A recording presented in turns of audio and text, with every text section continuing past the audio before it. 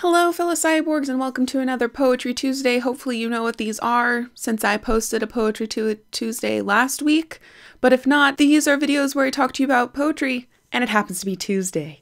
So today I'm going to talk to you about Poems Bewitched and Haunted, collected by, I was gonna mess up somewhere, John Hollander. This is part of the Everyman's Library Pocket Poets, which are adorable little hardbacks that have color coordinated naked hardcovers, and they're very cute. I also love the spines and how different they look all lined up next to each other on the shelf. I have 4 and plan to add more. So Poems Bewitched and Haunted are poems that are perfect to get you in the spooky season around October, or if you just like spooky stuff all year round. I would say that you could kind of categorize this as horror poetry, which is a neat idea that I haven't really explored very much. I really enjoyed this collection and gave it 4 out of 5 stars, which is really high praise for a poetry collection. This is organized by the theme, the subject matter, which are hags and beauties.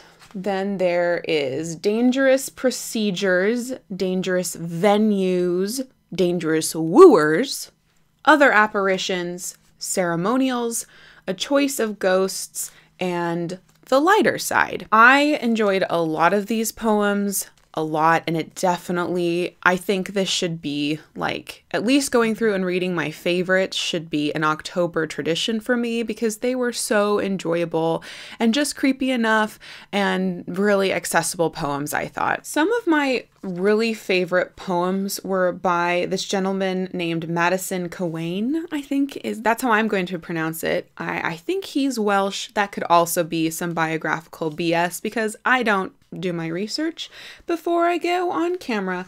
Today I am going to read you The Wood Witch by him, but 2 other poems of his are in this collection and I really enjoyed those as well. So here we go. This is The Wood Witch. There is a woodland witch who lies with bloom-bright limbs and beam-bright eyes among the water flags that rank the slow brook's heron-haunted bank. The dragonflies in brass and blue are signs she works her sorcery through. Weird wizard characters she weaves her spells with under forest leaves. These wait her word, like imps, upon the gray flag pods, their wings of lawn and gauze, their bodies gleaming green. While o'er the wet sand, left between the running water and the still, in pansy hues and daffodil, the fancies that she doth devise assume the form of butterflies, rich-colored.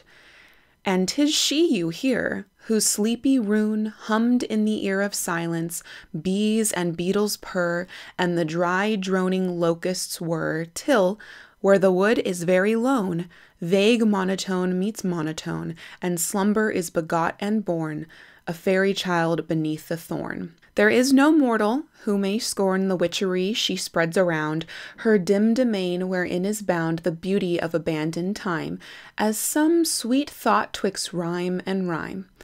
And through her spells you shall behold the blue turn gray, the gray turn gold of hollow heaven, and the brown of twilight vistas twinkled down with fireflies.